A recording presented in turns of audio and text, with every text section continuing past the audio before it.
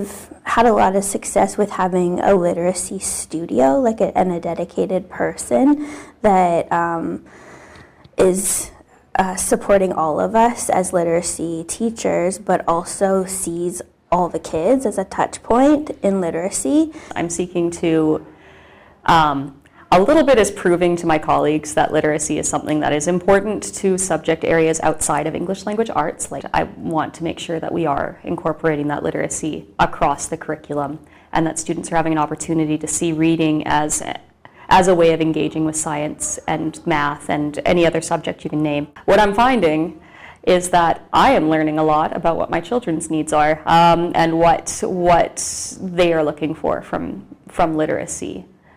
I am looking for kids to find an accessible way to get into literacy through what I like, which is music. And we constantly, in my class and in this project, are trying to ascertain the emotions of music and what it's all saying and what the story is. That's my theme year after year, is what is the story that the music is telling? You don't have to explain it. In terms, there's a really shorthand way of understanding it, and that's through introducing a minor chord where you don't expect it, or raising the tempo, or including a crescendo or decrescendo. And that meaning is so understandable and so accessible for a wide group of people that I think it gets students to really understand it on a new and powerful level. And hopefully it's a gateway into more kinds of literacy as well. They understand the power of it, they understand what it means, and so they'll seek it out in different ways. Maybe that's through reading, or maybe that's through writing, or maybe that's through other forms of literacy. What I struggle with as an educator, knowing the importance of literacy in order to walk through our world, in British Columbia and in our education system, and wanting to go to post-secondary and different training opportunities that students are often drawn to, is that the Haida language, which is a linguistic isolate, is an oral language. And so the spellings are often changing. The southern dialect is different from the northern dialect. And just the importance, I think, of honoring that it's not so much about the spelling, but it's about how we hear the elders saying the words, or how the words are said differently in different contexts and in different communities, and that we recognize those differences, and that we use our ears to learn the language more than our eyes.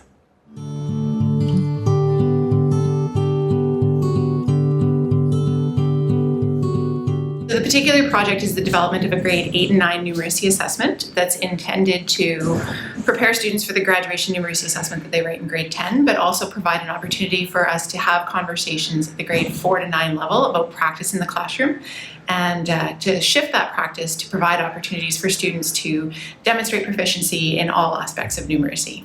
We met as a team for 3 full days, and probably a day and a half of it was dedicated to developing a shared vision of what numeracy task even is. What we decided to try is to embed some numeracy strands into our playful inquiries. So these are multi-age inquiries that run 6 weeks long, and so there's 5 throughout the year, and then focusing in on a particular strand through that inquiry. There were lots of different ends, I think, that kids could explore the concepts. Just think collectively, I guess, about numeracy in a different way. A team that could help troubleshoot issues and give quite intelligent and reasoned feedback to help our group. Yeah, so I kind of think just about children in their numeracy journey and the principle around like things taking the time they take. And so just giving the children repeated opportunities throughout the year in different ways, learning from different adults depending on who they've decided to take the inquiry with in that session. Just giving them lots of different opportunities, not just taking the time it takes, but having the embedded on the land, in context learning that we're hoping for through the inquiries. Looking at including students more with assessment, that, trying to move away from us just telling students what to do.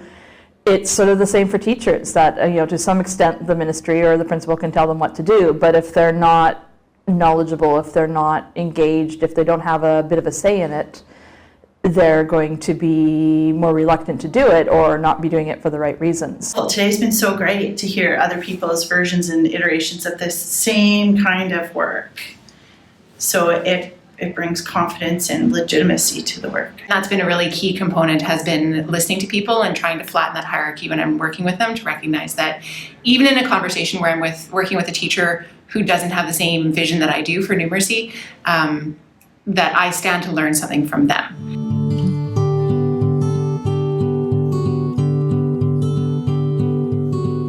I think that we have created a sense of fear through the way we enter into our classrooms as educators. That the level of expectations that we have as leading the learning is based on our own experience and not based on our students' experiences and not based on where they're at. And I think when we enter those classrooms, and whether the desks are in rows or not, right? We make our students sit all day. We give them work that has meaning to us but not to them. We don't make connections enough to the real world. We kind of force learning rather than start from a place of inquiry for students or their own wanting to know. That need to know is kind of pushed to the side if it doesn't fit into what our learning objectives are for the day. And I really find that when I walk into the classroom, the students are non-responsive. There is no joy. There is no joy of learning. In coming to those questions, you seem to need to want to think about power. Yes, it is. It is a question of power. And we talk a lot about student voice and student agency, but how are we letting go and allowing that student voice and student agency? I still walk into classrooms where there's stacks of papers that need to be completed every day. And that creates angst for both sides of the equation. What educator wants to spend 5 hours after school assessing when oral feedback, and working face-to-face with students demonstrates to the student that you deeply care? I just think that a lot of things that we're training our educators to do, or educators have memories of what happened when they were in school, no longer fit into our current understanding of what learning should look like. Nobody has a behavioral expectation of me as an adult. I control my own movements. I don't try to control anybody else's movements, right? So how are we expecting our students to grow into themselves if we're not letting them make the most basic decisions for themselves?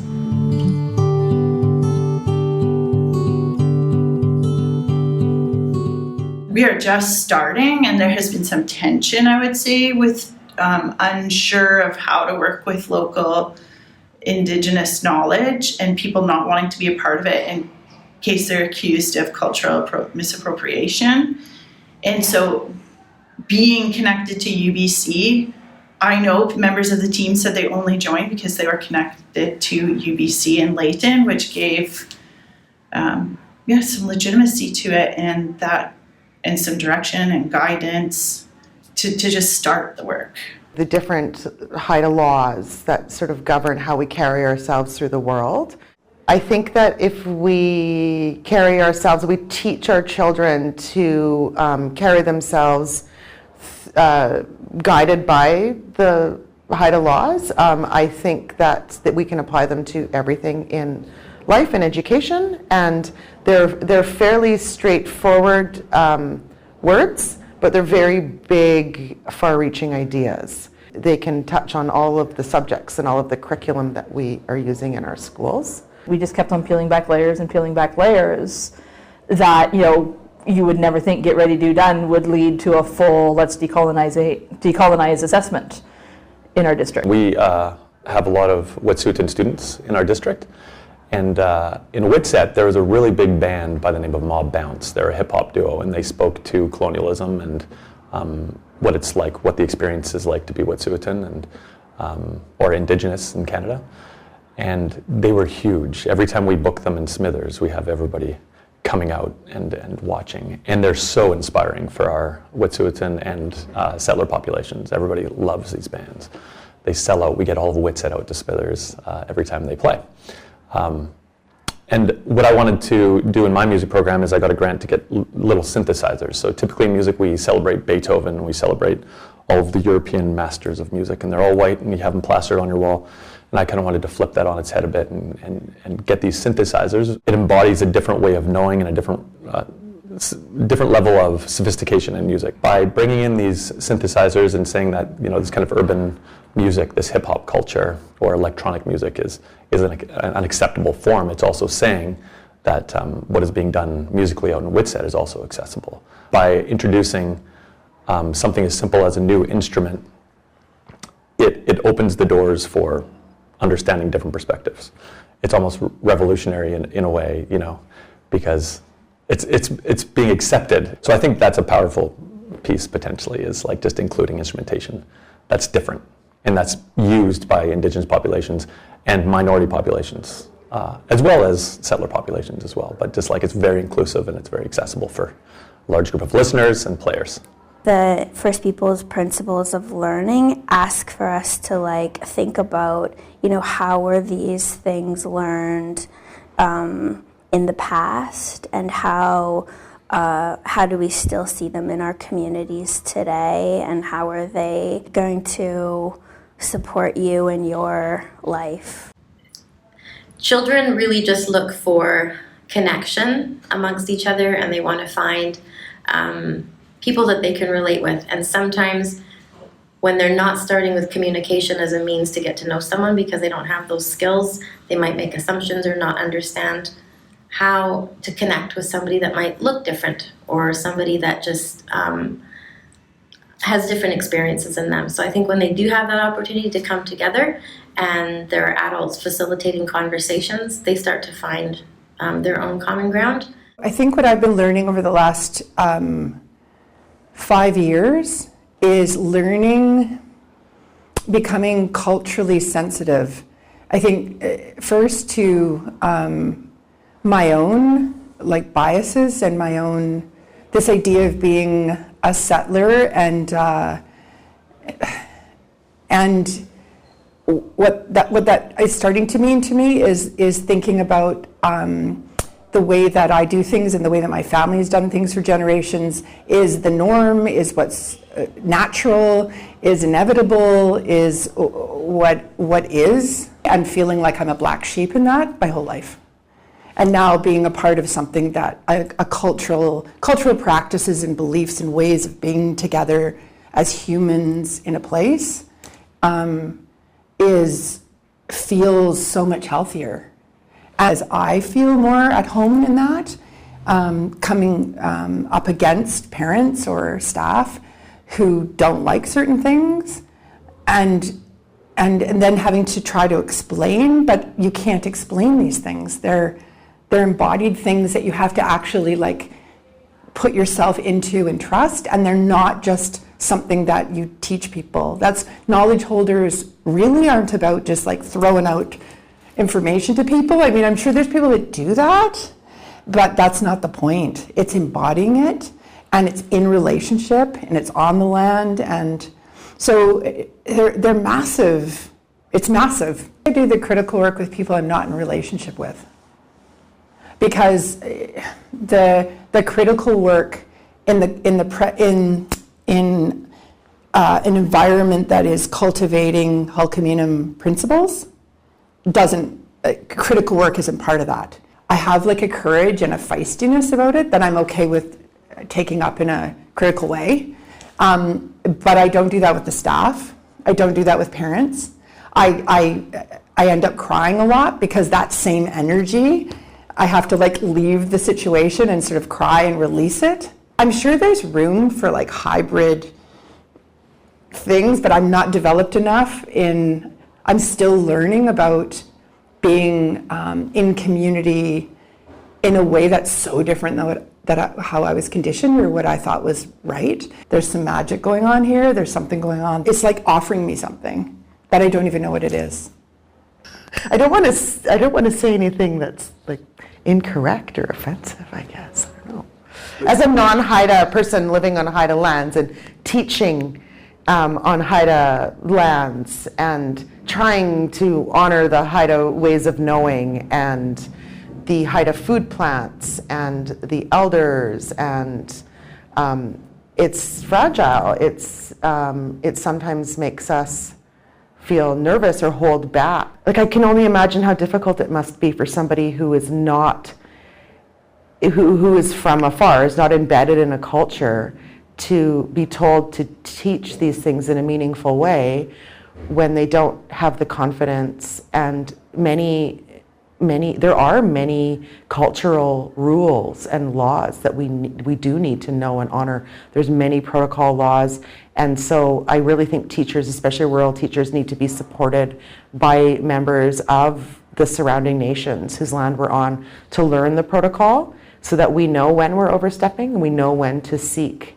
guidance and advice. I know it might even sound like contradictory, but to have a record, like a written record, so that if a teacher does leave, we know which songs we are allowed to sing with the students, which songs that we've been given permission to teach and even perform with our drums, because they are owned by clans and people, and so to be able to pass that knowledge on to maybe new educators, so that they don't have to sort of find their way on their own with that sort of thing, I think would be helpful.